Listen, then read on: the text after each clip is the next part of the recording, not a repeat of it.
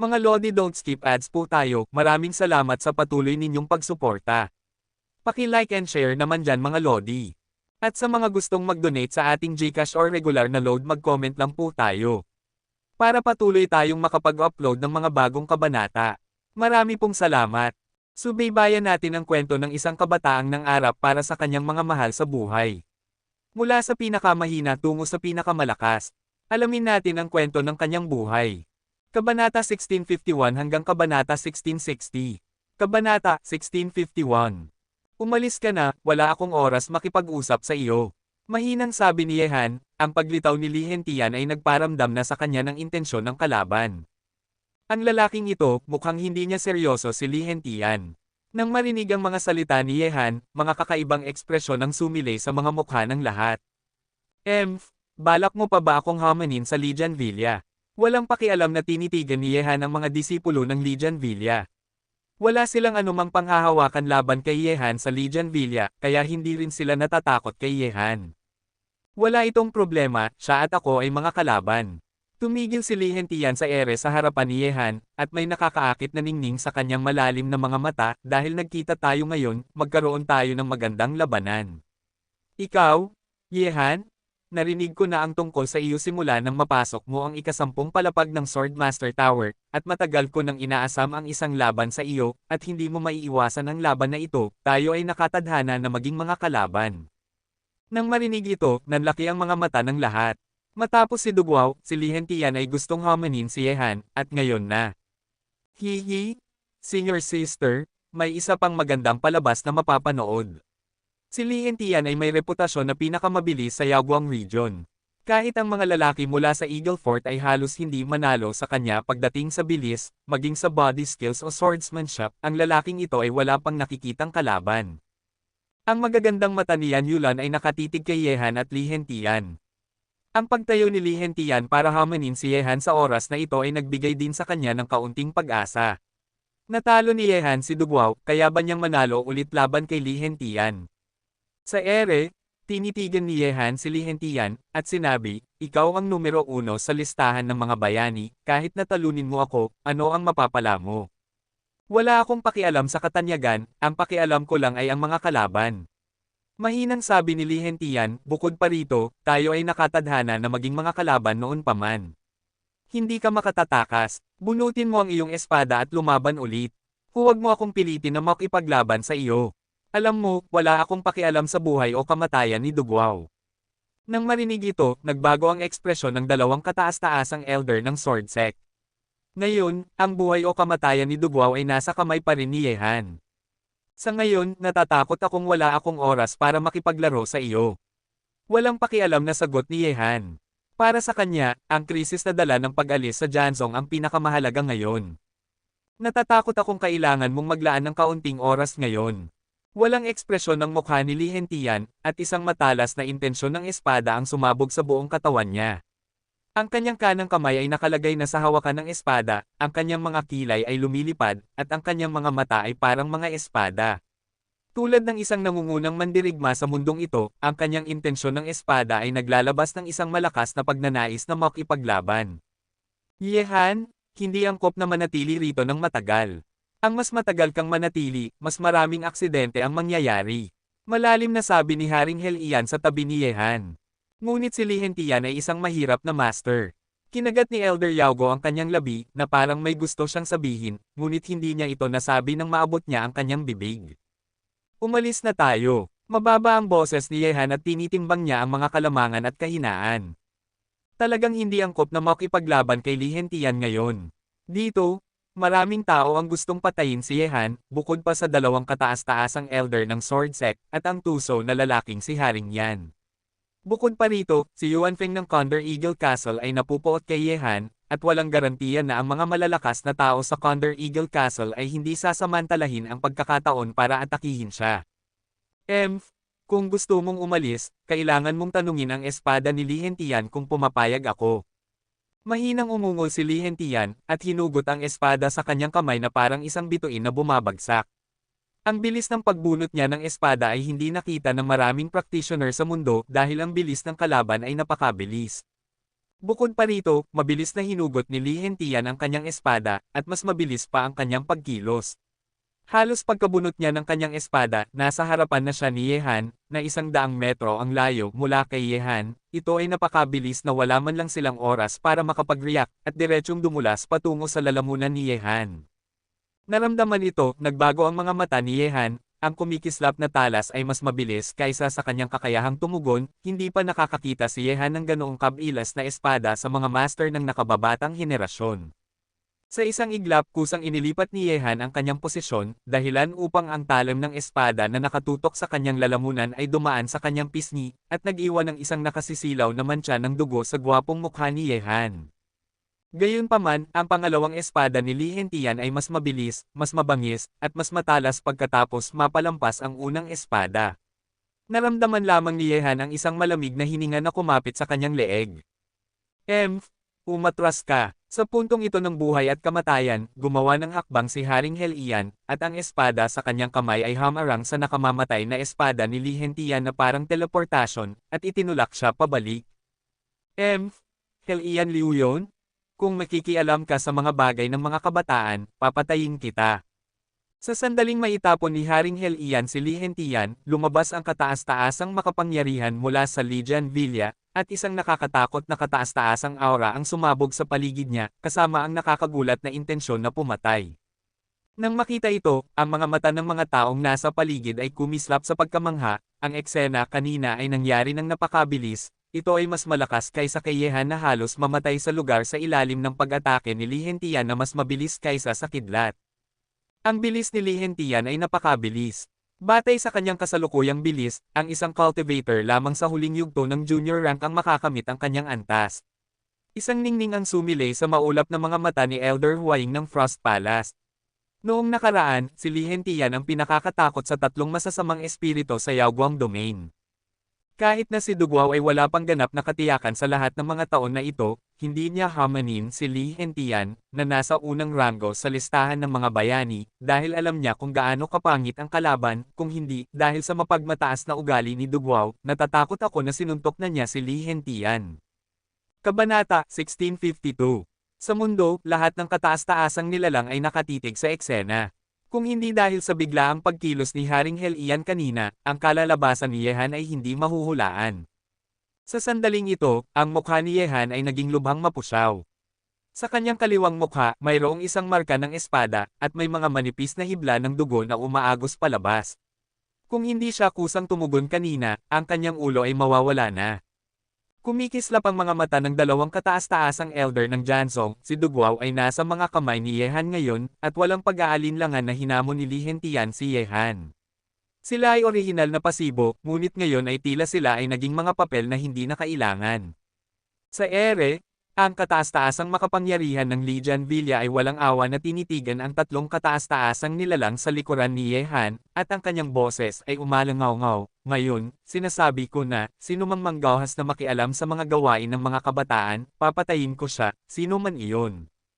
Nang marinig ito, ang mapusyaw na mukha ni Ye Han ay sumabog sa pagkapuot. Tila hindi na niya maiiwasan ang laban na ito. Gayunpaman, kung si Li Hentian ay gustong makipaglaban, hindi siya matatakot sa kalaban, kahit na ang bilis ng kalaban ay walang kapantay, at hindi siya matatakot sa nakababatang henerasyon. Kung gusto mong makipaglaban, pagsisisihan mo ito ng lubusan.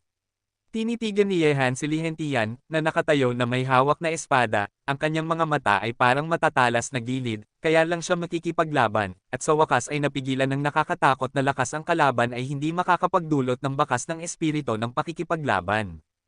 Nang marinig ang mga salita ni Ye Han, sinabi ni Li Hentian, kung mayroon kang lakas na pagsisisihan ko, ipakita mo. Makikipaglaban na sila. Nang makita ito, hindi maalis ng lahat ang kanilang mga mata kay Li Hentian at Ye Han. Sa loob ng isang araw, ang dalawang masasamang henyo ay sabay na hinamon si Ye Han. Bago iyon, natalo na si Duguao. At naging bilanggo siya ni Ye Han. At ngayon, sa harapan ni Li Hentian, isang halimaw na may walang kapantay na bilis, kaya bang patuloy siyang talunin ni Ye Han. Si Li Hentian ay nagtataglay ng kapangyarihan ng hangin, at ang kanyang bilis ay walang kapantay. Kung hindi nakialam si Haring Helian kanina, ang gagong iyon ay mamamatay na. Ngayon na siya ay nakikipaglaban ng harapan kay Li Hentian, ang gagawng ito ay mamamatay sa kamay ni Li Henlangit ay mabuti. Malamig ang ekspresyon ni Yuan Feng at siya ay nakakuha rin ng pwesto sa taong pinaka-inaasahan ang kamatayan ni Ye Han. Ibinigay ni Ye Han si Duguao sa mga kamay ni Haring Helian, at ang kanyang mga mata na kasing lamig ng talim ng espada ay biglang tumingin kay Jian Zhang, matandang lalaki ng Jian Zhang, makinig, kung gusto mong mabuhay si Duguao ng buo, dapat mong bantayan ako, kung mayroong isang lalaki na hindi magbubukas ng kanyang mga mata sa akin, mas mabuting pigilan mo siya, kung hindi, kung mamatay ako, si Duguao ay hindi na mabubuhay. Nang marinig ito, ang galit ay sumilay sa mga mukha ng dalawang kataas-taasang elder ng Janzong. Ang gagong ito ay muling nagbanta sa kanila, at ginamit pa nga sila bilang payong. Nang marinig ang mga salita ni Ye Han, naintindihan ng lahat ang takot sa puso ni Ye Han. Kung si Ye Han at Li Hentian ay naglaban, at kung ang kataas-taasan ay umatake kay Ye Han sa oras na ito, si Ye Han ay hindi na mabubuhay. Ang dakilang kataas-taasang elder ay nangyari na kayang tiyakin ito. Ang lalaking ito ay mapag-isip, at maaari siyang ituring na sunod-sunod. Sabi ni Elder Huaying, para kay Duguao, kahit na ang dalawang kataas-taasang elder ng Janzong ay ayaw, wala silang magawa kundi tulungan si Ye Han ngayon. Sa ere, nang walang pasanin si Duguao, si Ye Han, na nakasuot ng battle armor, ay lumabas na may hawak na espada. Ang kanyang walang awang mga mata ay kumikislap sa nakakatakot na lamig. Matapos makipaglaban kay Duguao, siya ay natalo. Pinigilan niya ang kanyang mga kamay at paa at hindi nakipaglaban ng buong lakas. Ngayon na tumayo si Li Hentian, pinaramdam niya sa kalaban kung ano ang tunay na lakas ng pakikipaglaban. Panahon na para ipakita ang kanyang walang kapantay na lakas ng pakikipaglaban sa harapan ng mundo sa unang pagkakataon. Orihinal kong pinlano na magkaroon ng 4 na kabanata sa isang araw, ngunit mayroon akong utang na kabuo ang 3 kabanata sa nakalipas na 2 araw. 5 kabanata ngayon ay itinuturing na isang karagdagang kabanata. Gagawin ko ang aking makakaya upang makagawa ng 6 na kabanata bukas at mabawi ang lahat ng mga utang na kabanata. Sa buong mundo, lahat ay nakatitig kay Li Hentian at Ye Han, at ngayon ay lumabas si Li Hentian, at halos mapatay ni Ye Han ang espada sa simula, kaya nakita ng lahat ang takot ng mga batang henyo na nasa unang ranggo sa listahan ng mga bayani. Kanina, si Duguao, na paborito ng lahat, ay hindi inaasahang natalo ni Ye Han. Nakita rin ito ng lahat ang nakakatakot na lakas ng pakikipaglaban ni Ye Han. Kamangha-manghang tunggalian, marahil, ang kasalukuyang labanan sa pagitan ng dalawa ay ang pinakamataas na tunggalian ng henerasyon ng kabataan ng Yao Guangyo. Pagkatapos ng lahat, natalo na ni Ye Han si Duguao kanina, nakatumbas ng pagpapalit sa kanya sa pangalawang pwesto sa listahan ng mga bayani, at malapit na siya sa numero 1 si Li Hentian. Ang dalawa ay hindi dapat maliitin. Kahit na halos mapugutan ng ulo si Ye Han ng espada ni Li Hentian kanina, ngunit iyon ay nang hindi handa si Ye Han, at ang pag-atake ni Li Hentian ay napakabilis. Pagdating sa bilis, si Li Hentian, na nagtataglay ng kapangyarihan ng hangin, ay walang alinlangang may kalamangan. Bukod pa rito, ang kanyang kasanayan sa espada ay mahirap pantayan sa mga nakababatang henerasyon. Maaaring mahirap para kay Ye Han na talunin siya. Ang labanan ay hindi pa nagsisimula, kaya masyadong maaga pa para magbigay ng conclusion. Dahil naglakas loob na makipaglaban si Ye Han, natatakot akong mayroon siyang kumpiyansa. Pagkatapos ng lahat, kanina ay malakas niyang natalo si Duguao nang walang inaasahan ng sinuman. Nang tiningnan ng dalawang kabataan sa ere na nagtitigan na parang matatalas na espada, ang nakapalibot na mundo ay unti-unting tumahimik, kahit na ang mga nakapalibot na kataas-taasang nilalang ay bihira ng mag-usap sa isa't isa. Tawa. Ang espada ni Li Hentian ay napakabilis na gumalaw sa ere, at sa kislap na iyon, ito ay mas mabilis kaysa sa kidlat, at ang nakakatakot na enerhiya ng espada ay umungal sa langit at lupa. Sa sandaling ito, ang nakapalibot na hangin, ay naging matatalas na espada, sabay-sabay na sumalakay kay Ye Han mula sa lahat ng direksyon sa paligid ni Ye Han. At si Ye Han ay nasa gitna ng nakakatakot na pag-atake na ito. Si Li Hentian, na kumokontrol sa kapangyarihan ng hangin, ay hindi lamang ginawa siyang walang kapantay sa bilis, ngunit maaari rin niyang kontrolin ang hangin sa pagitan ng langit at lupa, at bumuo ng isang pag-atake sa ilalim ng kanyang kalooban. Ang ganitong nakakatakot na kalamangan ay halos ginawa si Li Hentian na hindi matatalo. Napakabilis. Ang bilis ni Li Hentian ay napakabilis, ang kanyang mga galaw ay parang hindi nakikitang hangin. Ang buong mundo, hayaan siyang lumangoy ng malaya, anuman ang iniisip niya, ay lilito saan man sa nakapalibot na mundo. Patayin. Kabanata 1653. Umigit si Yehan, ang galit na boses ay nagwalang bahala sa lahat ng direksyon na parang isang nakakatakot na sound wave. Ang espada ni Li Hentian ay biglang lumitaw sa itaas ng ulo ni Yehan, ang tumutusok na liwanag ng espada ay bumaba, si Yehan ay walang pagkakataong umiwas. Ding! Ang liwanag ng espada ay tumama sa battle armor at ang nag-aapoy na mga apoy ay nagsabog saan man. Kung walang Tianlong armor na pumihil, ang espada ni Li Hentian ay sapat na para patayin si Yehan. Gayunpaman, ang layunin ni Li Hentian ay hindi ang battle armor ni Yehan, ngunit ang kanyang lalamunan. Sa isang iglap, ang espada sa kamay ni Li Hentian ay umiikot sa kanyang palad, na parang isang buhawi, na tumutusok sa lalamunan ni Yehan sa isang napakamahirap na anggulo. Ito ay ang teknik ng pag-ikot ng espada ng Lijan Villa. Nang makita ang kamanghamanghang kasanayan sa espada ni Li Hentian, ang mga mata ng maraming taong nakakakilala sa kasanayan sa espada na ito ay lumiwanag. Ang teknik ng pag-ikot ng espada ng Lijan Villa at ang kasanayan sa espada ng Jansong ay dalawang mahusay na kasanayan sa espada. Hindi kayang sanayin. Ang nag-aalborotong mapanirang enerhiya ay sumalanta sa mundo, tinatakpan ang langit na parang madilim na ulap, tinatakpan ang langit sa itaas ni Li Hentian, at ang mga bakas ng mapanirang enerhiya ay lumipad patungo sa katawan ni Li Hentian na parang may malay, at ang mga kamay, si Yehan ay patuloy na gumagalaw, at ang espada ni Li Hentian ay mabilis. Sa puntong ito, naisip ni Yehan na hindi siya kapantay ng kalaban. Ang bilis ng kalaban ay tiyak na ang pinakamabilis sa mga batang henyo ng Yao Guangyo. Gayunpaman, nang malapit nang dumaan ang espada ni Li Hentian sa lalamunan ni Yehan, ang tumutusok na espada ni Yehan ay umabot na rin sa dibdib ni Li Hentian. Hanggat ang dalawa sa kanila ay magkasabay na humakbang, sila ay mamamatay sa mga bisig ng isa't isa.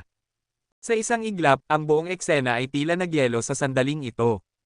Nang tiningnan ng dalawang kabataan na malapit ng magpatayan sa parehong oras, ang mga tao sa mundo ay tila humihinga ng mabigat. Hentian. Ang mga mata ng kataas-taasang makapangyarihan ng Lijan Villa ay seryoso, tulad ng ayaw ng Jansong na mamatay si Du Guao, ayaw din ng Lijan Villa ng mga aksidente para kay Li Hentian. Gayunpaman, sa nagyelong eksena, matapos ibuhos ang mapanirang kapangyarihan na pinakawalan ni Yehan sa katawan ni Li Hentian, si Li Hentian ay gumalaw muli, at lumitaw siya sa katawan ni Yehan na parang multo. Ang posisyon sa harap niya, ang bilis na parang multo, ay nagparamdam kay Yehan ng kaunting kawalan ng pag-asa.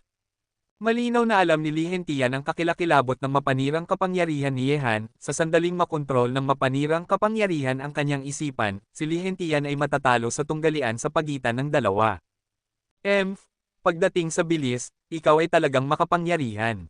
Sa lahat ng martial arts sa mundo, ang tanging bagay na hindi masisira ay ang bilis, at ang tanging bagay na hindi masisira.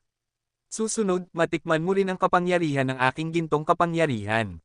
Ang nag-aalborotong gintong kapangyarihan ay kumalat mula sa katawan ni Yehan, nakasentro sa kanya, at kumalat patungo sa paligid.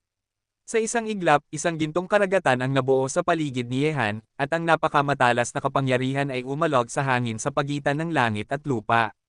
Lahat ay pinaghihiwa-hiwa. Mayroon akong isang trick, turuan mo ako.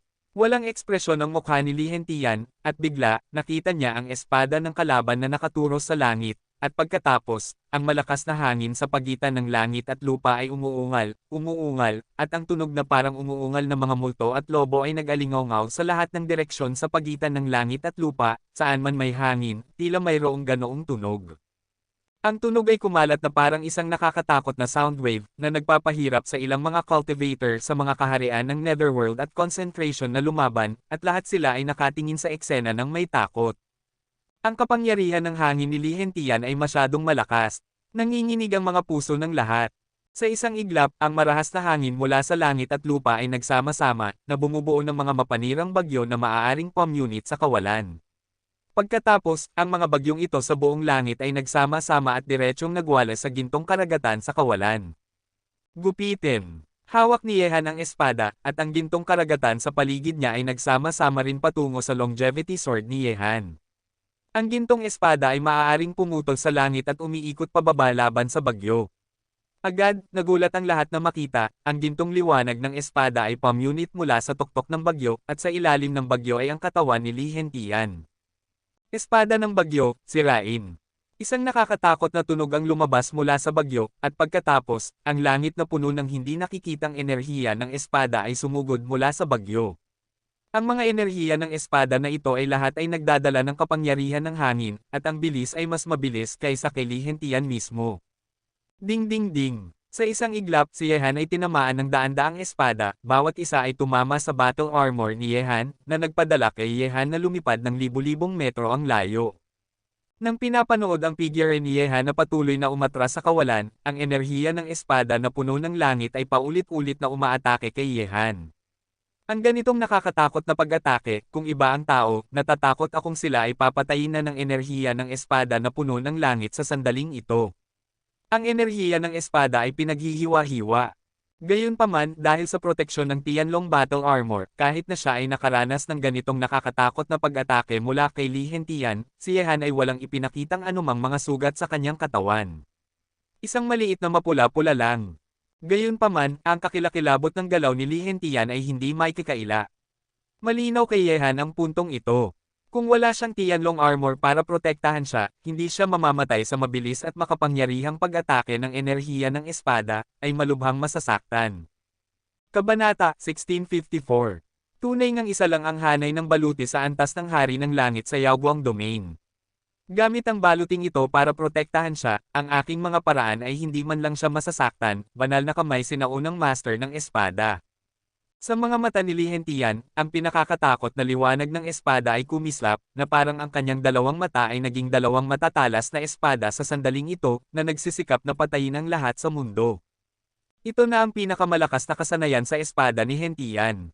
Gamit ang ganitong uri ng proteksyon ng baluti, ang batang ito ay talagang mahirap pakitunguhan, naghahanap ng pagkakataon para putulin ang lalamunan ni Yehan, kung hindi, mahihirapan si Li Hentian na saktan si Yehan, na ang buong katawan ay protektado ng baluti. Gayunpaman, sa malapit na pakikipaglaban, ang mapanirang kapangyarihan ni Yehan ay ang pinakamahirap din. Sa sandaling ang mapanirang kapangyarihan ay sumalakay sa kanyang isipan, hanggat siya ay medyo mabagal, ang sitwasyon ni Li Hentian ay magiging mapanganib sa halip. Hindi ba pantay na ang dalawang lalaking ito ngayon? Batay sa nakakatakot na lakas ni Li Hentian, nalampasan na niya si Duguao, at si Yehan ay may baluti para protektahan siya. Tila walang paraan si Li Hentian para harapin siya, at ang lakas ng pakikipaglaban na ipinakita ni Yehan sa sandaling ito ay nalampasan din ang lakas na ipinakita niya sa labanan kay Duguao kanina. Batay sa kasalukuyang sitwasyon, ang dalawa ay talagang pantay. Gayunpaman, dahil ang dalawa ay nakikipaglaban na, tiyak na magkakaroon ng isang mananalo. Sa mundo, ang mga mata ng lahat ay kay Li Hentian at Yehan. Alam ng lahat na ang laban na ito ay hindi pa tapos. Senior sister, sino sa tingin mo ang mananalo sa pagitan ng dalawa? Ang babaeng may espada sa kanyang balikat ay sumandal at tumingin kay Yan Yulan at nagtanong. Nang marinig ito, umiling si Yan Yulan at sinabi, natatakot akong mahirap hulaan, ngunit ngayon ang dalawa ay pantay, marahil, ang dalawa sa kanila ay kailangang dumaan sa isang mabangis na labanan kung gusto nilang manalo o matalo. Tama iyon, ang kapwa Li Hentian ay dapat na nagbigay ng kanyang makakaya, at ang gagong iyon ay hindi pa rin natatalo, umaasa lamang sa lakas ng baluting iyon, ang kanyang lakas ay dapat na nasa rurok din. Ang komento ng babae ay tila medyo tumango. Elder Yaoling, sa tingin mo ba ay may pagkakataon si Yehan na manalo sa huli? Tanong ni Haring Helian sa dakilang elder na si Yaogo. Nang marinig ito, umiling ang dakilang elder, at sinabing may mapait na ngiti, ang dalawang batang ito ay dapat na naglaro ng kanilang makakaya sa sandaling ito.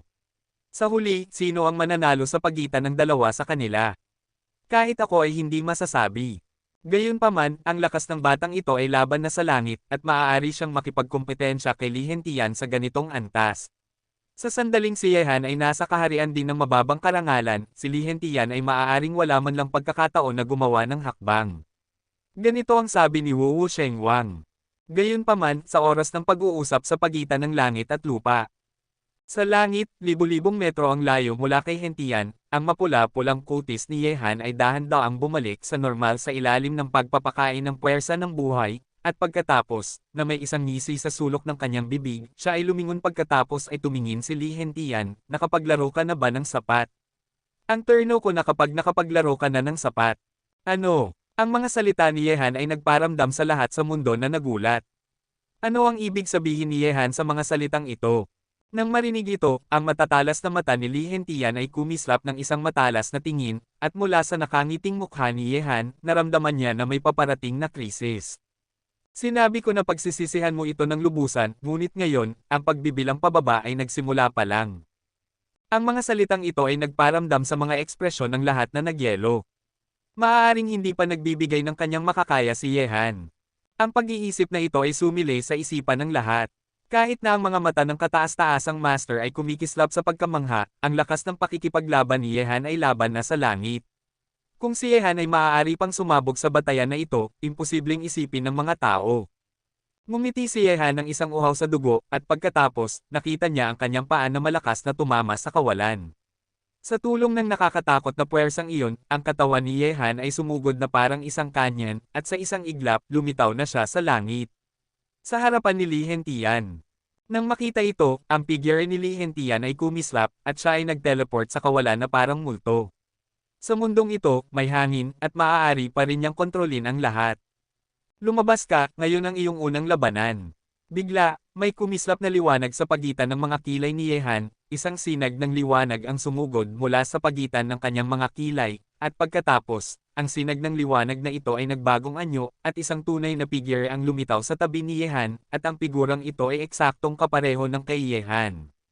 Si Han ay eksaktong kapareho, tulad ng magkapatid na kambal, ngunit si Yehan na muling lumitaw ay mukhang napakalamig at mapangwasak, na parang siya ay ipinanganak para pumatay. Ito ay, ano ang nangyayari?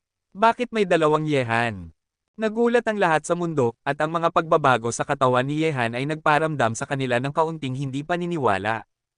Patayin! Gayunpaman, nang nagulat ang lahat, ang pangunahing katawan at ang avatar ni Yehan ay sabay-sabay na sinalakay si Li Hengchen, ang isa ay may espada, ang isa ay may suntok, at sila ay nagtulungan ng walang putol, at ang mga pag-atake ng pareho ay nagdala ng napaka-nakakatakot na hininga ng pagkawasak. Nang makita ang eksena na ito, ang mga mata ni Li Hentian ay nanginginig, at ang dalawang Yehan ay pinatay siya, at ang mga pag-atake ay napaka-nakakatakot na hindi niya mapaniwalaan na totoo ito. Kabanata 1655. Patayin. Isang mabangis na liwanag ang kumislap sa mga mata ni Li Hentian, at ang espada sa kanyang kamay ay mabangis na nagtipon ng kapangyarihan ng hangin sa pagitan ng langit at lupa, at sabay na sumugod sa dalawang Yehan sa isang hindi maisip na bilis.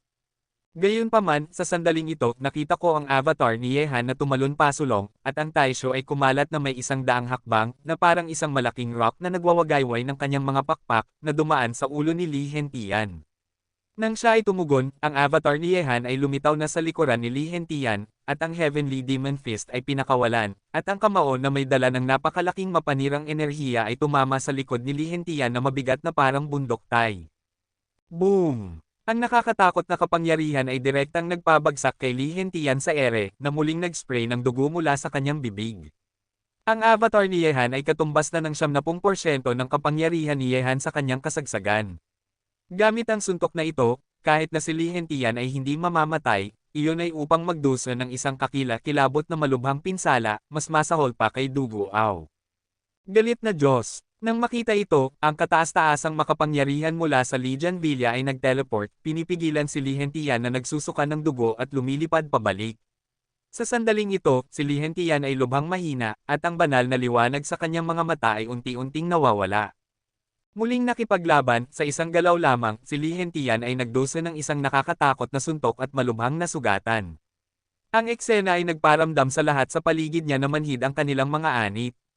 Ang lakas na ipinakita ni Yehan sa sandaling ito ay katumbas ng kay Li Hentian na maaaring matalo sa isang galaw. Ngunit sa simula, hindi pinakawalan ni Yehan ang kanyang pinakamalakas na kapangyarihan, ngunit sa huling sandali, ang tunay na kapangyarihan ni Yehan ay ipinakita niya. Katumbas din ito ng pagsasabi na sa nakakatakot na paligsahan kanina, si Yehan ay ganap na sinusubok ang lakas ni Li Hentian. Sa sandaling nalaman niya ang mga detalye ng kalaban, alam ni Yehan kung anong uri ng kapangyarihan ang dapat niyang gamitin upang talunin si Li Hentian. Siyempre, natalo ni Yehan si Li Hentian ngayon, ito ba ang pinakamalakas na lakas ni Yehan? Ang avatar na pinagsama-sama mula sa siyam na pagbabago ng Zushen ay katumbas ng dalawang Yehan na naglalaban. Bagaman ang avatar ay mayroon lamang 70% ng kapangyarihan ni Yehan, ang 70% na kapangyarihan na ito ay sapat na upang patayin ang mga ordinaryong mababang ranggong master. Bukod pa rito, ang pakikipaglaban sa pangunahing katawan gamit ang avatar ay hindi ang tunay na kapangyarihan ni Yehan. Sa sandaling ang avatar ay pinagsama sa pangunahing katawan, at ang lahat ng kapangyarihan ng avatar ay ibinuhos sa katawan ng pangunahing katawan, ang lakas ng pakikipaglaban ni Yehan ay doble sa isang iglap. Sa kabaligtaran, kung ang kapangyarihan ng dalawang avatar ay ibinuhos sa katawan ng Diyos, kung gayon ang lakas ng pakikipaglaban ni Yehan ay tataas ng 2 beses. Ang ganitong bilang ay lubhang nakakatakot. Alam mo, gamit ang kasalukuyang lakas ni Yehan, hindi mahirap patayin ang isang maliit na master na tulad ni Dugo Ao, ngunit gamit ang kanyang nakakatakot na lakas ng pakikipaglaban, ang kanyang lakas ay doble. Kahit doble, triple, sa huli, ito ay magiging isang hindi maisip na puwersa. Siyempre, kaya ni Yehan na patayin si Dugwao nang hindi ginagamit ang siyam na pagbabago ng God Punisher, ngunit ito ay magiging napakahirap na patayin si Li Hentian. Si Li Hentian ay mas malakas kay Dugwao, lalo na ang bilis ng kalaban, mahirap para kay Yehan na maabot. Ano kayang nakakatakot na lalaki, kung ginamit ni Yehan ang ganitong uri ng kapangyarihan mula sa simula, kaya na niyang talunin si Li Hentian sa isang galaw. Sa dalawang Yehan na lumitaw kanina, ang isa sa kanila ay tiyak na isang clone, isang tunay na tao, at ang kanyang lakas ng pakikipaglaban ay hindi kukulangan kay Yehan. Anong uri ng nakakatakot na martial art ito? Nang tiningnan si Yehan na nakatayo sa kawalan, ang dalawang figure ay unti-unting nagsasanib, ang nakakatakot na aura ay kumalat pa rin sa pagitan ng langit at lupa. Sa sandaling ito, ang mga mata ng mga kataas-taasang nilalang ay nagpakita rin ng kakilabutan. Sa simula, hindi nila inaasahan na si Yehan ay hindi lubos na ilalabas ang kanyang buong lakas sa labanan kay Dugwao. Gayunpaman, sa labanan kay Lihan sa pakikipaglaban sa langit, ang lakas ng pakikipaglaban ni Yehan ay patuloy na napabuti, na umabot sa isang walang kapantay na antas, na nagparamdam sa kanila ng takot. Ang batang ito ay mayroong malalim na nakatagong kakayahan. Kung hindi siya pinilit ni Li Hentian na ilabas ang ganitong uri ng kapangyarihan ngayon, natatakot akong walang makakaisip na sa ilalim ng kanyang napaka-heaven-defying na lakas ng pakikipaglaban, magkakaroon ng mas nakakatakot na nakatago. Ang kapangyarihan. Manghang sabi ni Elder Huaying. Anong uri ng martial arts ang sinasanay ng batang ito? Kaya niyang magtipon ng isang tunay na clone, at ang kanyang lakas ng pakikipaglaban ay napaka-nakakatakot din. Ang clone na pinagsama-sama ni Yehan kanina ay nagparamdam sa mga kataas-taasang nilalang sa mundo ng matinding kakilabutan. Pakikipaglaban sa dalawang Yehan, sino ang makakamit ang ganitong uri ng baluktot na estado? Sa sandaling lumabas ang ganitong uri ng baluktot na martial arts, si Li Hentian, na nasa unang rango sa listahan ng mga bayani, ay agad na natalo, at wala siyang lakas na lumaban. Mula sa puntong ito, makikita natin kung gaano kalakas ang ganitong uri ng martial arts. Si Elder Yaogo, Haring Helian, Haring Wuseng at iba pa ay nagulat din. Malakas na natalo ni Yehan si Li Hentian, na nagulat sa kanila dahil walang nakakaisip nito. Sa sandaling ito, ang mga henyo sa mga pangunahing puwersa sa buong mundo ay sabay-sabay na nanahimik. Kahit si Yuan Feng, na lubos na napupuot kay Yehan, ay nanahimik. Ang pinakamalakas na mga henyo sa mundo ay isa-isang natalo ni Yehan, at walang makakapigil sa kanya sa Yao Guangyu. Sa sandaling ito, ang liwanag ng kalaban ay sumasakop sa lahat sa listahan ng mga bayani, at si Li Hentian, na orihinal na nasa ika-unang rango, ay sumuko sa kanyang posisyon sa listahan ng mga bayani pagkatapos ng pagkatalo. Si Yehan, ngayon siya ay tunay na nasa listahan ng mga bayani sa unang araw ng paaralan, walang tumangging tumanggap. Pagsisisihan mo ito ni Li Hentian. Sa sandaling ito, maraming tao ang naisip ang unang pangungusap ni Yehan. Tunay nga, nagawa ito ng kalaban. Gamit ang kanyang nakakatakot na kapangyarihan, sapat na ito para pagsisihan ito ni Li Hentian. Natalo siya kay Yehan. Ang ningning at kaluwalhatian na kanyang naranasan dati ay ganap na ipinasa kay Yehan. Si Yehan ay katumbas ng pagtapak sa mga katawan ng dalawang napakalaking henyo upang makuha ang nangungunang posisyon ngayon. Ang dalawang elder ng dalawang kataas-taasang elder ng Sword Sect ay may matatalas na mata. Ang mas malakas na lakas ni Yehan, mas gusto nilang alisin siya sa lalong madaling panahon. Ang rate ng paglaki ng kalaban ay hindi mailalarawan bilang nakakatakot. Ang lalaking ito, ay talagang isang baluktot. Huminga ng malalim si Yan Yulan, at si Yehan, na sumabog ng mas nakakatakot na lakas, ay natalo si Li Hentian sa isang galaw. Ito ay nagparamdam din kay Yan Yulan na hindi inaasahan na si Yehan, sa pantay na estado na gusto niyang dumating kanina, ay magkakaroon dapat may isa pang trahedyang tunggalian sa pagitan ni Han at Li Hentian upang magpas siya ng mananalo. Kabanata 1656. Hindi inaasahan, si Yehan ay direktang gumawa ng isang malaking pagbabaliktad, at malakas na natalo si Li Hentian sa sandaling siya ay gumawa ng isang hakbang na nagdulot sa kalaban na mawala ang kanyang lakas ng pakikipaglaban.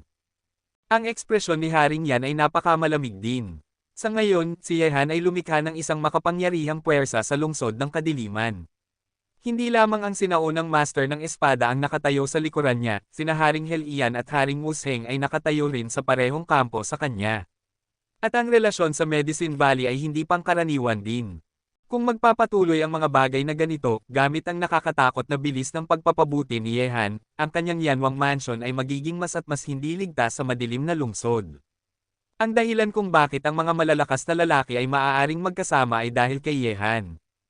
Ngayon, sa tingin ko ay walang sino mang pumipigil sa akin na umalis.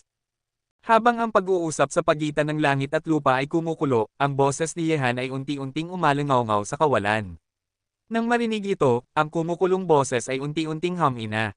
Tinitigan niya si Yehan, ngunit hindi siya nagsalita ng marami. Ang hamon ay iminungkahi ni Li Hentian, at ngayon na natalo si Li Hentian, natural na wala silang masasabi. Maliit na hayop, pagkatapos umalis sa sinaunang mga guho, mas mabuting panatilihin mo ang iyong pangako at bitawan ang iyong kapalaluan. Walang pakialam na tinitigan ni Yehan ang dalawang kataas-taasang elder ng Jansong. Matandang lalaki, maaari kang sumunod. Malamig na ngumiti si Yehan, lumingon at umalis, matapos ang Elder Yaogo, Haring Helian, at Haring Wusheng ay naghiwalay. Sa ilalim ng titig ng lahat, si Yehan at ang kanyang grupo ay mabilis na umalis sa pasukan ng maliit na mundo. Sige, sundan ang maliit na hayop na ito. Sinundan din ng dalawang kataas-taasang elder ng Jansong at umalis sa maliit na mundo. Sa itaas ng langit, si Yehan at ang iba pa ay nagmadali pasulong, iniwan ang maliit na mundong iyon ngayon. Ang dapat nilang gawin ay ang umalis sa sinaunang mga guho sa lalong madaling panahon at bumalik sa madilim na lungsod. Sa sandaling bumalik sila sa madilim na lungsod, walang ibang mga ngahas na kataas-taasan na manggahas na salakayin si Yehan. Pagkatapos ng lahat, sa likuran ni Yehan sa madilim na lungsod, mayroong isang sinaunang master ng espada, sino ang mga ngahas na makipaglaban sa kanya. Ang elder ng Medicine Valley ay hindi bumalik sa base ng Medicine Valley. Hindi siya maaaring umalis hanggang sa ligtas na umalis si Yehan sa sinaunang mga guho.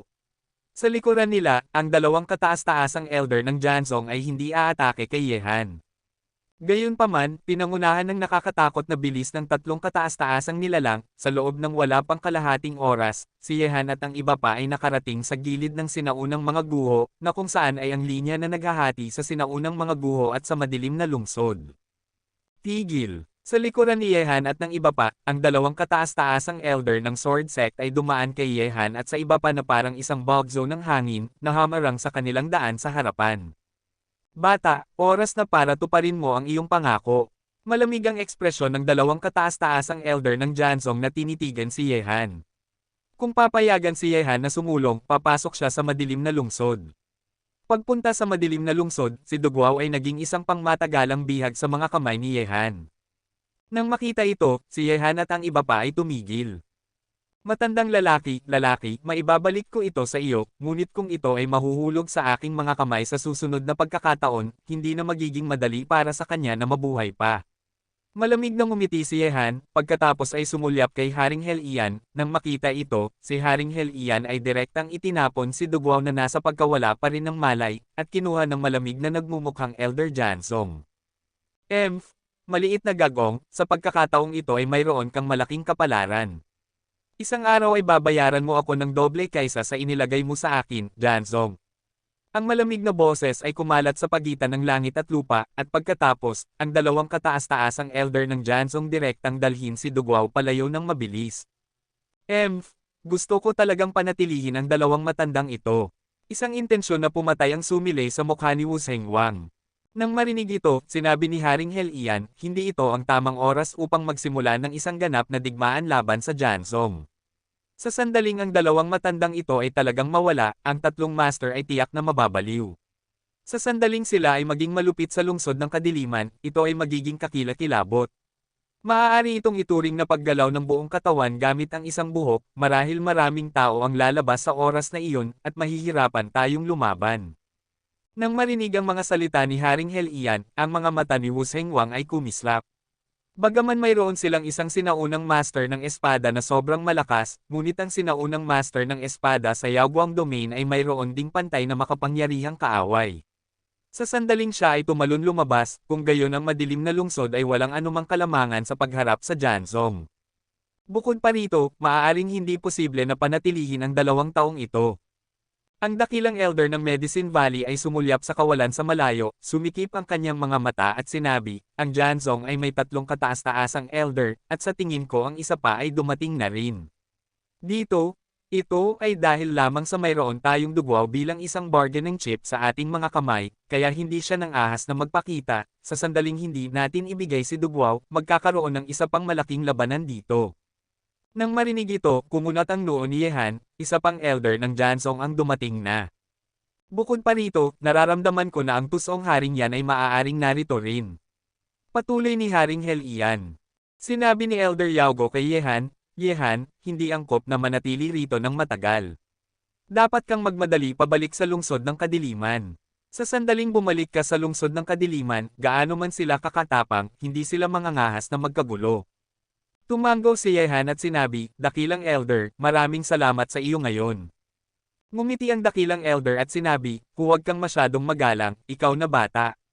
Ipinaliwanag na ng may-ari ng lambak na kung mayroong anumang mali sa iyo na bata, ako, isang matandang buto, ay kailangang lumapit upang tulungan ka. Iyon ay sapat na, babalik muna ako sa sinaunang mga guho, ang Jansong ay hindi kailanman hahayaan ito, dapat kang maging handa sa madilim na lungsod. Nang makita ang elder ng Medicine Valley na umalis, si Yehan at ang 3 ay nagmadali rin patungo sa direksyon ng madilim na lungsod. Hindi hahayaan ng Jansong ito. Alam ito ng lahat, sina Yehan at Jansong ay magkaaway na. Isa lang ang maaaring manatili sa Yaoguang Domain. Kabanata 1657. Gayunpaman, ito ay isang paligsahan sa pagitan ni Yehan at Jansong, at parami ng parami ang mga taong nasasangkot dito. Kayong dalawa, ang paligsahan sa pagitan natin at Jansong ay malapit na. Pagdating sa pinagmulan at talento, hindi tayo maihahambing sa Jansong. Natatakot akong hindi magiging madali para sa atin na makakuha ng matibay na paninindigan sa madilim na lungsod. Bumantong hininga si Yehan. Nang marinig ito, sinabi ni Haring Helian, Yehan, ang labanan laban sa Jansong ay hindi maiiwasan, ngunit sa tingin ko ay mas mainam na alisin si Haring yan, isang mabangis na kaaway, bago ang formal na paligsahan laban sa Jansong, ang anumang ating mga aksyon ay mapapigilan. Bukod pa rito, si Haring yan ay nasa parehong bangka na kay Jansong, at ang pag-alis kay Haring yan ay katumbas ng pag-alis sa isang mata ni Jansong sa madilim na lungsod. Siyempre, naiintindihan ni Yehan ang puntong ito. Si Haring yan ay umiiral sa madilim na lungsod sa loob ng isang araw, at si Yehan ay kailangang magtago kahit na gusto niyang pumunta kahit saan. Bukod pa rito, si Haring yan mismo ay isang kataas-taasang nilalang ng 3 pagsubok, lubhang nakakatakot, at hindi opsyon ang patuloy na magbantay laban sa kanya. Siya lang ang makapaglutas ng problema ng lubusan. Huminga ng malalim si Yehan at malamig na sinabi. Okay. Pagkatapos bumalik sa madilim na lungsod sa pagkakataong ito, aatakihin natin si Haring yan, ngunit mayroon akong mas magandang plano para alisin si Haring yan. Dahil ang digmaang ito ay susunugin, kung gayon hahayaan kung lumawak ng kaunti ang saklaw nito, at kung may pagkakataon, mas mainam kung ang tubig sa Yaoguangyu, na tahimik sa loob ng maraming taon, ay maging magulong, tayo ay mahina, at sa pamamagitan lamang ng panalo sa kaguluhan ay magkakaroon tayo ng pagkakataong mabuhay. Nang marinig ang mga salita ni Yehan, ang mga ekspresyon ni Haring Helian at Haring Wusheng ay nayanig, na nagdulot sa tubig sa Yaoguangyu na maging magulong. Mula sa malamig na boses ni Yehan, naramdaman nilang lahat ang isang nakakatakot na ambisyon. Hindi madaling gawing magulong ang Yaoguangyu, na tahimik sa loob ng maraming taon. Sabi ni Haring Helian, ang mga taong kang ay lumitaw na sa panahong ito, sapat na ito para ipakita na ang mga panahong puno ng kaguluhan ay darating na. Mga panahong puno ng kaguluhan. Sabi ni Yehan na may makitid na mga mata, maaari bang ito ang labanan ng 4 na angkan minsan sa 1,000 taon? Tumango si Haring Wusheng, at sinabi, sa loob ng libu-libong taon, mayroong higit sa 10 walang kapantay na mga labanan sa pagitan ng 4 na angkan ng God and Demon Continent, at ngayon ang panahong ito ay ang pagdating ng 1,000 taon.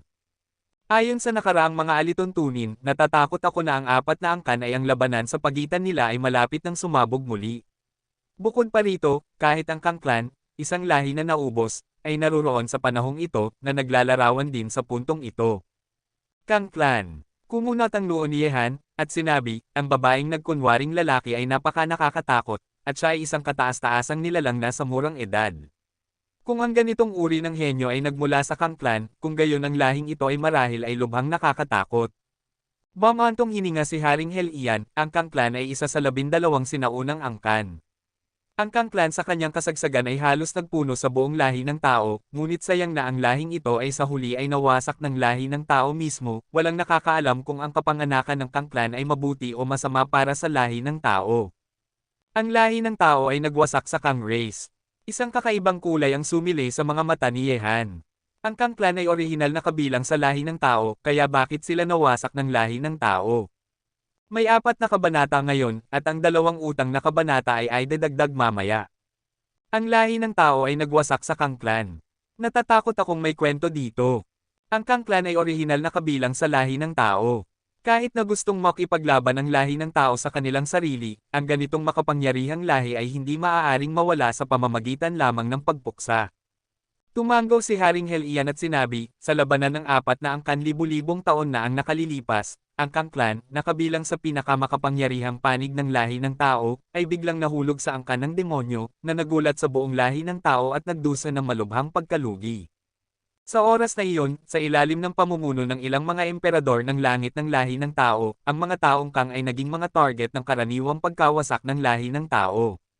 Maaaring sabihin na ang pagkawasak ng mga taong Kang, ang buong lahi ng tao ay ang kanilang kaaway. Ito ay hindi inaasahan lamang na sa labanan upang wasakin ang Kang Clan libu-libong taon na ang nakalilipas, ang ilang mga miyembro ng Kang Clan ay nakaligtas, at muling lumitaw sila sa panahong ito. Bukod pa rito, ang henyo ng Kang Clan ay talagang nakakatakot. Isang kataas-taasang nilalang na sa murang edad, ang lakas at talento na ito ay maihahambing sa maalamat na Invincible Sword Master. Sabi ni Wu Zhenguang. Tahimik na tumango si Yehan. Kaya niya lamang hanggan ang kapangyarihan ng babaeng iyon. Ang kanyang edad ay dapat na nasa 23 o 24 na taong gulang, ngunit ang kaharian ng kalaban ay isang kataas-taasang nilalang na simpleng nakakagulat. Sabi ni Haring Helian, ang babaeng ito ay walang kapantay sa talento, napapaligiran ng isang grupo ng mga kataas-taasang makapangyarihan, at pinili niyang ipanganak sa panahong ito, natatakot akong mayroon siyang maraming ambisyon. Sa puntong ito, nang sabihin ng babaeng nagkunwaring lalaki ang mga salita ng paggamit ng espada sa Yao Guangyo, ang dugo ay nagdugo sa bughaw na langit, naramdaman ng lahat ng kataas-taasang nilalang ang ambisyon ng kalaban. Kung ang Kang Clan ay ipinanganak sa pagkakataong ito upang maghaiganti sa lahi ng tao, ito ay magiging isang kakilakilabot na labanan. Mayroong maraming kaguluhan, at walang nakakaalam kung hanggang saan ang pagkalat ng digmaan. Pagkatapos ng lahat, ang pagkawasak ng Kang Clan ay dulot ng lahi ng tao, at dahil ang Kang Clan ay nang-ahas na ipanganak, pinatunayan nito na nagtipon sila ng isang makapangyarihang puwersa sa loob ng libu-libong taon. Hindi nahulaan ni Yehan kung gaano kalakas ang Kang Clan sa kanyang kasagsagan. Gayunpaman, batay sa sulok ng kalaban na ipinakita sa sinaunang mga guho, 9 na kataas-taasang nilalang, at isang 23 o 24 na taong gulang na henyo na kataas-taasang nilalang, makikita ng isa kung gaano kalakas ang Kang Clan ngayon. Ang lakas ay hindi dapat maliit. Sa pamamagitan ng paraan, Yehan, saan nagpunta sina Waki at Chongshan. Tumingin kay Yehan si Haring Helian at sinabi, kung hindi tayo sinabihan ni Waki, hindi ko malalaman na nakarating ka na sa sinaunang mga guho. Nang marinig ito, sinabi ni Yehan na may ngiti, kapag bumalik ka na sa lungsod ng kadiliman, makikilala mo na sila. Nang marinig ang mga salita ni Yehan, sina Haring Helian at Haring Wuzheng ay hindi na nagtanong pa. Bagaman bata si Yehan, ang kalaban ay hindi man lang nila makita, ang mga kataas-taasang makapangyarihan. Ang mahiwagang aura, at ang nakatagong kakayahan ni Yehan ay nagparamdam din sa kanila, ang mga kataas-taasang nilalang, ng takot. Ang kalaban ay sunod-sunod na natalo sina Du Guao at Li Hentian sa sinaunang mga guho, at ang nakakatakot na lakas na ipinakita ay simpleng sinira ang kanilang pag-unawa sa martial arts ng mga kataas-taasang makapangyarihan. Hindi ito isang ordinaryong master na may maliit na ranggo, na isang napakakakaibang bagay sa kanyang sarili. Bukod pa rito, ang martial arts ng avatar na sinasanay ni Yehan ay kamangha-manghang at lubhang nakakatakot din. Sa madaling salita, upang ibuod, si Yehan ay may maraming lihim, at walang nakakaalam kung may iba pang mga hindi kilalang bagay na nakatago sa kanya. Bukod pa rito, sa pagkakataong ito ay natalo ni Yehan sina Du Goao at Li Hentian, ang dalawang nangungunang masasamang espiritu sa Yao Guangyo. Natatakot akong ang ranggo ng Chenilo sa listahan ng mga bayani ay kailangang muling isulat, at si Yehan ay kasalukuyang nasa listahan ng mga bayani. Ang tunay na numero 1 master, at ang numero 1 master din ng henerasyon ng kabataan ng Yao Guangyo. Unti-unti, ang tatlo sa kanila ay pumasok na sa madilim na lungsod, sina Haring Helian at Wu Zhenqing ay bumalik na sa kanilang mga teritoryo, at si Yehan ay bumalik na rin sa Tianlong. Halos isang buwan na ang nakalipas mula noong umalis si Yehan sa madilim na lungsod noong nakaraang pagkakataon. Sa panahong ito, ang Tianlong ay inaalagaan ni Shi Wulei. Kabanata 1658. Bagamat noong nakaraang pagkakataon ay dinala ng tatlong elder ng Jansong ang mga disipulo ng Sword Soul Pavilion upang patayin ang Tianlong, halos 100 tao ang napatay, ngunit sa kasalukuyan, walang sino man ang nangangahas na hamanin ang Tianlong sa timog na lugar. Sa likuran ni Yehan ay nakatayo ang sinaunang master ng espada, ang pag-iral ng Tianlong, tila ito ay naging ika-4 na pinakamalaking palasyo sa madilim na lungsod, at ang kapalaran ng pag-udyok sa Tianlong ay napakaseryoso rin. Sa ngayon, sa pagbabalik ni Yehan, ang Tianlong ay may pakiramdam na maging tinak, kahit si Shi Wulei, na nag-aalaga sa Tianlong sa panahong ito, ay may ganitong pakiramdam. Ang Tianlong ay pinagmamasdan na ng ilang makapangyarihang puwersa, si Yehan hindi isang araw mamaya, sa sandaling dumating ang isa pang krisis, si Shi Wulei ay hindi talaga alam kung paano ito haharapin. Kung hindi ka nababalik, aalis na ako. Sa looban, sina Yehan at Shi Wulei ay magkaharap na nakaupo, at nakita rin ni Yehan ang isang pagod na itsura mula sa nakalaylay na mukha ng isa. Bagaman si Yehan ay sinusuportahan ng isang master na sinaunang master ng espada, bilang pansamantalang pinuno ng Tianlong, si Shi Wulei, ay kailangang bantayan ang Yanwang Mansion. Sa sandaling si Yanwang, ang kataas-taasang makapangyarihan, ay biglang pumatay sa Tianlong, maraming tao ang tiyak na mamamatay muli. Sabi ni Yehan, kapag bumalik ako sa pagkakataong ito, aatakihin ko muna ang Yanwang Mansion. Ang pag-iral ng Yanwang sa madilim na lungsod sa loob ng isang araw ay isang panganib sa atin. Sa pamamagitan lamang ng pag-alis sa Yanwang muna ay makakaligtas tayo sa madilim na lungsod. Ito ay isang kapayapaan ng isipan. Nang marinig ito, ang mga mata ni Shi Wulei ay lumiit, at sinabi niya, hindi madaling alisin si Haring yan, ang kataas-taasang nilalang ng tatlong pagsubok, ano ang gagawin mo? Huwag kang mag-alala, mayroon na akong plano sa isip para harapin si Haring yan. Kumislap ang mga mata ni Yehan ng isang magandang kulay. Nang makita ito, si Shi Wulei ay hindi na nagtanong pa, ngunit ang roba ng parmasutiko kay Yehan ay nagparamdam sa kanya, ang kanyang mga mata ay lumiwanag, at sinabi niya, Yehan, ikaw ba ay isang 4-star alchemist na? Swerte, nakakuha ako ng isang 4-star alchemist pabalik. Umiling si Yehan at nakangiting sinabi. Ang mga salita ni Yehan ay nagparamdam sa mga mata ni Shi Wulei na mas maliwanag at mas maliwanag. Si Yehan ay naging isang 4-star alchemist na, sapat na ito para pagandahin ang elixir na kailangan niya. Ano ang problema? Nang makita na si Shi Wulei ay nag-aalangan na magsalita, tinanong ni Yehan. Nang marinig ito, ang mukha ni Shi Wulei ay bahagyang namula, huminga siya ng malalim, at sinabi, dahil ikaw ay isang 4-star alchemist na, ang pagpapabuti ng Furong Peel ay hindi dapat mahirap para sa iyo, tama. Nang marinig ito, alam na ni Yehan kung ano ang ibig sabihin ni Shi Wulei, at nakangiting sinabi niya, walang problema, ibibigay ko sa iyo ang Furong Peel bukas sa pinakabagong oras, ngunit bago iyon, tingnan natin. Anong uri ng malalaking pagbabago ang ginawa ni Daotong at iba pa? Pagkatapos, sina Yehan at Shi Wulei ay pumasok sa mundo ng Xuanman. Halos isang buwan na ang nakalipas mula nang pumasok sina Daotong at iba pa sa mundo ng Xuanman. Hindi nakakagulat, sa panahong ito, natatakot ako na ang mundong Taoista ay ipinanganak na. Mayroong ilang mga master sa maliit na ranggo. Ang katotohanan ay pareho rin, ngayon sina Daotong at Xiao Yuangang ay pumasok na sa maliit na posisyon, bukod pa rito, sa 200 master ng Heavenly Dragon na nagsasanay sa kanila, mahigit 20 katao ang pumasok sa kaharian ng maliit na posisyon, at ang iba ay karaniwang sila ay nasa huling yugto ng estado ng konsentrasyon. Ang paglaki ng Tianlong ay tumataas na. Sa mundong Taoista, sina Yehan at Shi Wulei ay lumitaw sa lugar kung saan nagsasanay sina Daotong at iba pa. Sa mundong ito, sina Yehan at Shi Wulei ay nakaramdam na ng maraming makapangyarihang aura na kumakalat. Maaari lamang itong taglayin ng mga master ng maliit na ranggo. Bukod pa rito, matapos sina Leng Xingmo, Mo Feiwo, Helian Waki, at Ren Zhongshan ay pumasok sa mundo ng Xuanman at nalaman ang kapangyarihan nito, sinundan din nila sina Daotong at iba pa upang magsanay dito. Sina Daotong at Xiao Yuangang ay nabanggit na ang papel ng mundo ng Xuanman kina Leng Xingmo at iba pa. Tumagal ng 100 araw upang magsanay dito, ngunit 1 araw lamang ang lumipas sa labas.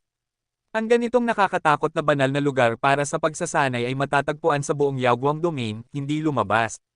Sa pagdating ni Yehan at Shi Wulei, sina Daotong at iba pa na nagsasanay ay natapos din ang kanilang pagsasanay.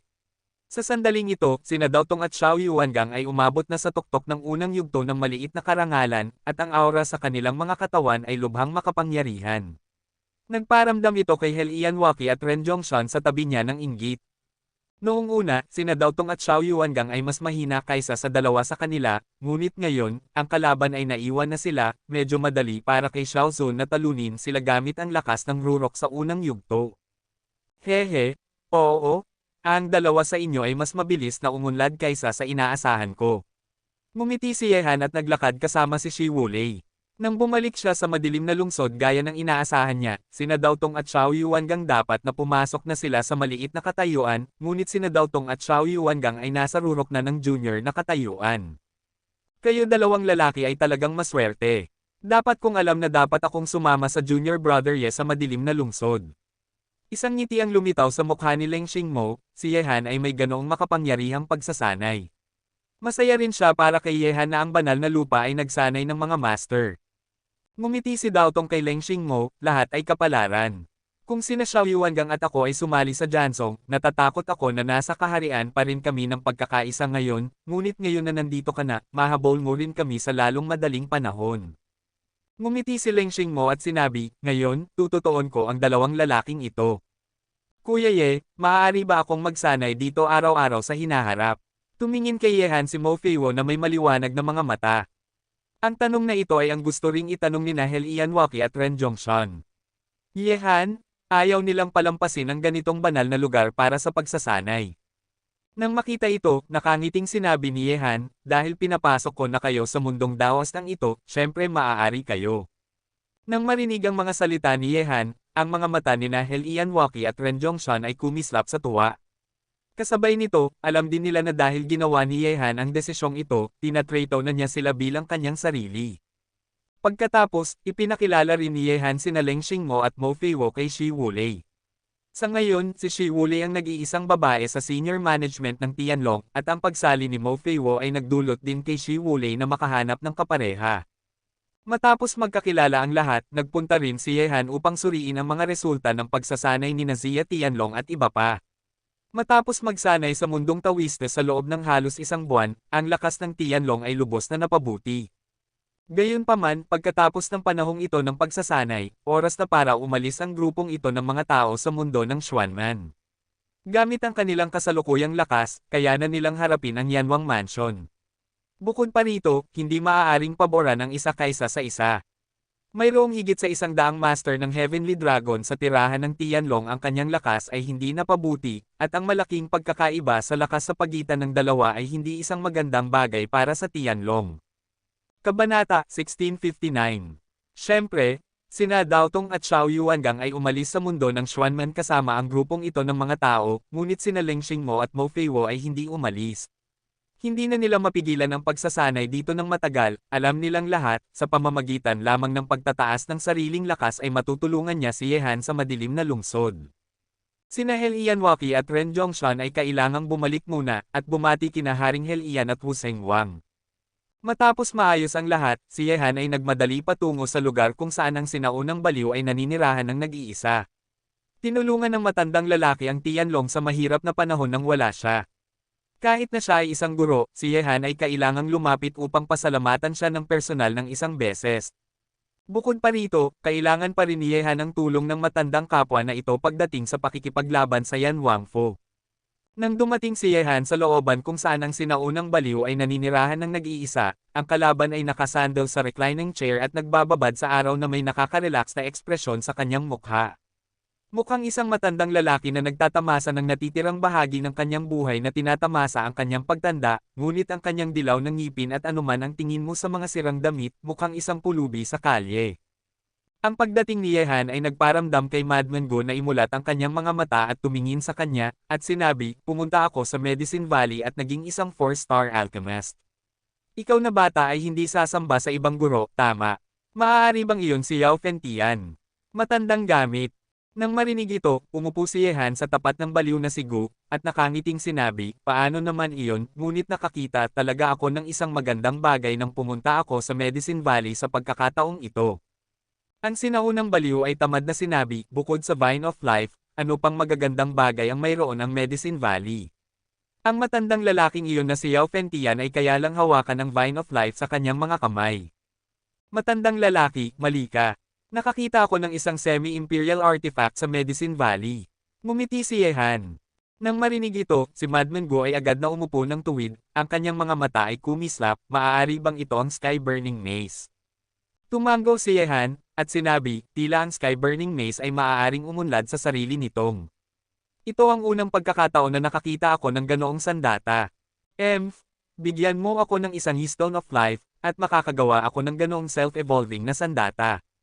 Kinuyam ni Madman Go ang kanyang mga labi, tumingin kay Yehan at sinabi, huwag kang maglakad-lakad kapag bumalik ka sa pagkakataong ito, kaya ko ba ayaw panasan ang iyong puwet sa tuwing. Matandang lalaki, salamat sa bagay na Jansong.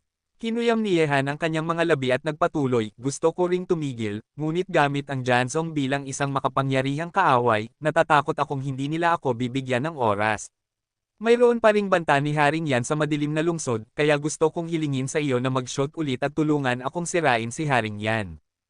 Nang marinig ito, si Gulunetik ay agad na sinama ng tingin si Yehan, maganda ang iyong ideya, sa tingin mo ba ang mga bagay dito ay magiging ganoon ka-simple? Maaari mong malaman ang bagay na pagsira sa Haring Yan sa iyong sarili. Kung gagawin ko ulit ito ay katumbas ng paninirang puri. Ito ay isang kasunduan, at pagdating noon, ang aking mga araw ng kalinisan ay marahil ay matatapos na. Kumunat ang noo ni Yehan. Mula sa mga salita ng sinaunang baliw, nakarinig siya ng kahulugan ng pagiging pinigilan. Maaari bang ang matandang lalaking ito ay may isang bagay na kinatatakutan niya? Matandang lalaki, ano ang ibig mong sabihin sa kasunduan? Maaari bang may mga bagay pa rin na kinakabahala mo sa Yaguang domain na ito? Mapanuring tanong ni Yehan. Ang iyong pag-iisip ay masyadong simple, huwag mong isipin ako tungkol kay Haring Mian, alamin mo ang iyong sariling paraan. Tila ayaw nang magsalita pa ni Madman Go, at nahiga sa reclining chair na nakapikit ang kanyang mga mata at nakatulog. Nang makita ito, kumunat ang noo ni Yehan, ano ba ang sinusubukan nitong lokohin ng matandang lalaking ito? Matandang lalaki, kahit na hindi ka gumawa ng hakbang, kailangan mo pa ring ipaalam sa akin ang dahilan, tama?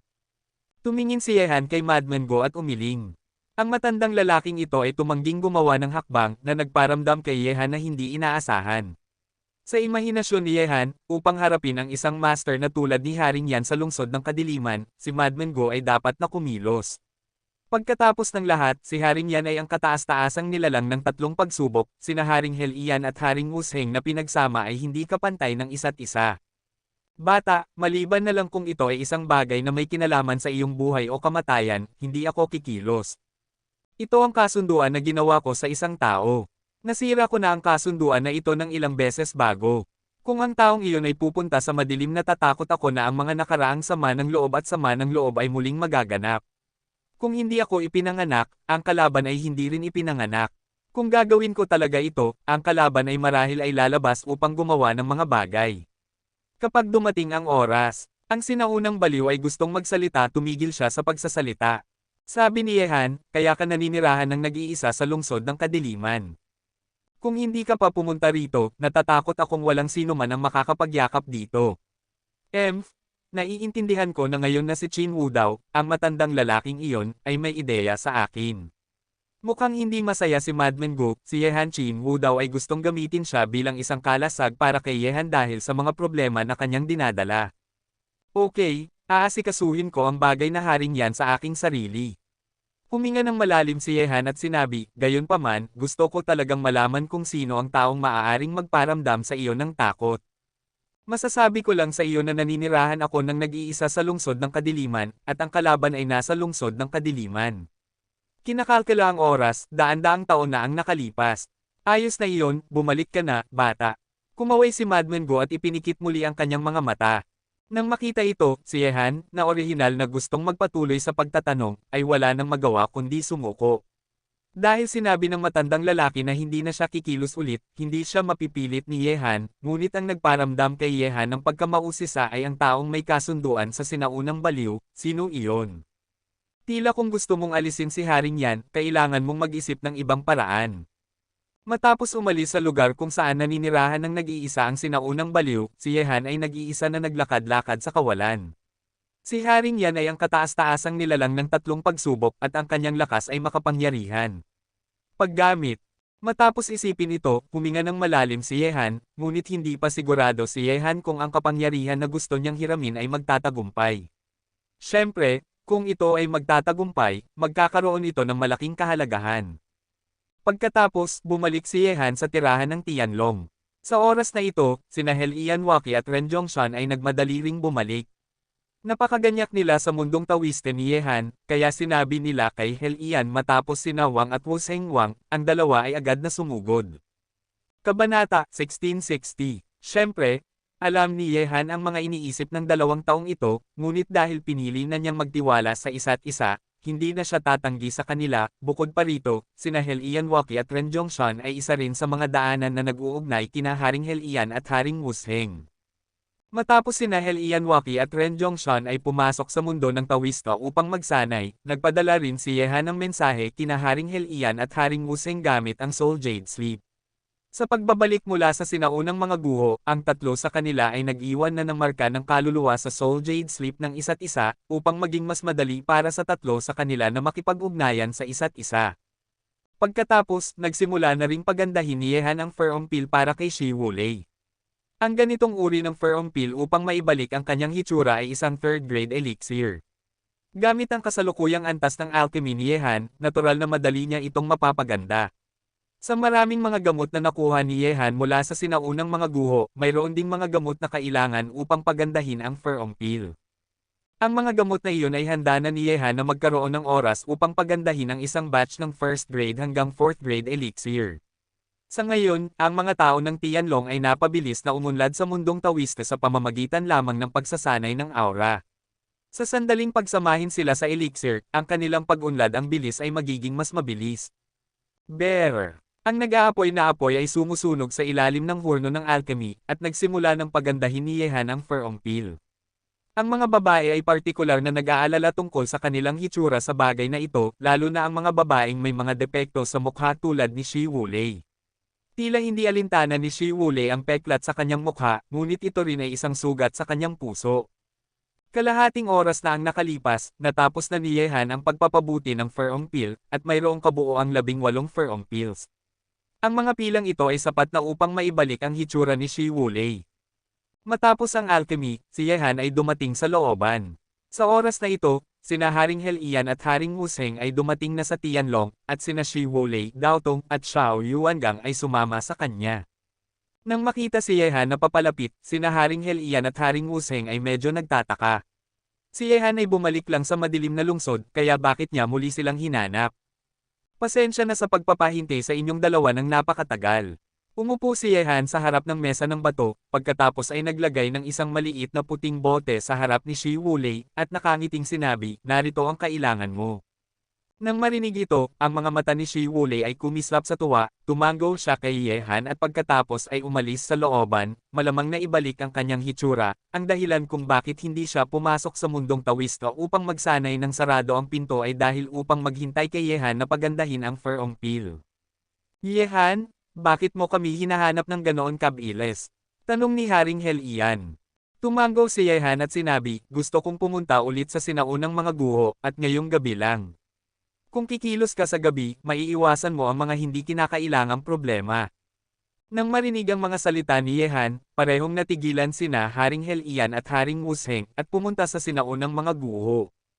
Tinanong ni Wu Seng King, Yehan, ang ibig mong sabihin ay gusto mong samahan ka namin sa sinaunang mga guho. Sabi ni Yehan, tama iyon, ngunit sapat na ang dalawa para pumunta. Isa sa kanila ay sapat na, at ang isa ay mananatili at uupo sa lungsod ng kadiliman upang maiwasan ang mga aksidente. Hindi natin ito magagawa sa publiko kapag pumunta tayo ulit sa sinaunang mga guho. Bukod pa rito, ang aking layunin sa pagkakataong ito ay ang Sword Sect. Sword Sect. Nagulat ulit sina Haring Helian at Haring Wusheng. Nang makita ito, nakangiting sinabi ni Yehan, ang gusto nating harapin ay si Haring Yan, ngunit huwag kalimutan, sina Haring Yan at Dao Zhang ay mga kaaway. Kung kaya nating isali si Dao Zhang sa bagay na pakikipaglaban kay Haring Yan, kung gayon magiging mas madali para sa atin na harapin si Haring Yan. Yehan, gusto mo bang humiram ng kutsilyo para pumatay ng mga tao? Ngunit, madali bang humiram ng kutsilyo mula sa Sword Sect? Sabi ni Haring Helian. Umiling si Yehan at sinabi, hindi, naghahanap lang kami ng mga alyansa, hindi ginagamit ang Sword Sect. Kami at ang Sword Sect ay may iisang kaaway, si Haring Yan. Tungkol sa kung magtatagumpay tayo, kailangan muna nating subukan. Sa tingin ko sulit na subukan. Malalim na sinabi ni Wu Zhenghwang, tulad ng gusto ng Sword Sect na sirain tayo, gusto rin ng Sword Sect na sirain ang Yan Palace. Sa bagay na ito, pareho ang layunin ng lahat.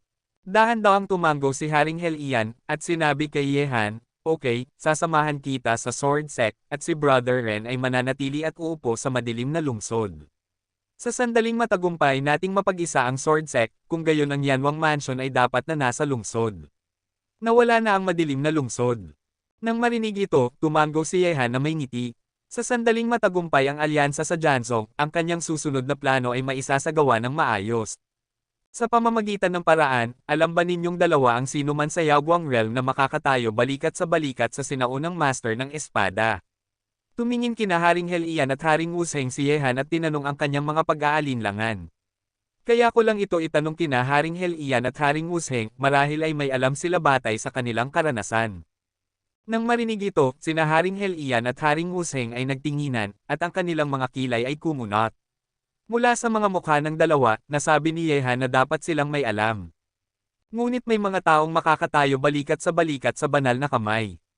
Huminga ng malalim si Haring Helian at sinabi, 500 taon na ang nakalilipas, sa Yaoguang Domain, mayroon ding isang henerasyon ng mga henyo, at ang ganitong uri ng eksena ay tulad ng mga Dugwao, Lian Tian, Yan Yulon, at ikaw ngayon, ngunit dalawa lang sa kanila ang pinakanatitirang, at ang isa sa kanila ay isang master, at ang isa ay isang nakakatakot na henyo ng pagsasanay.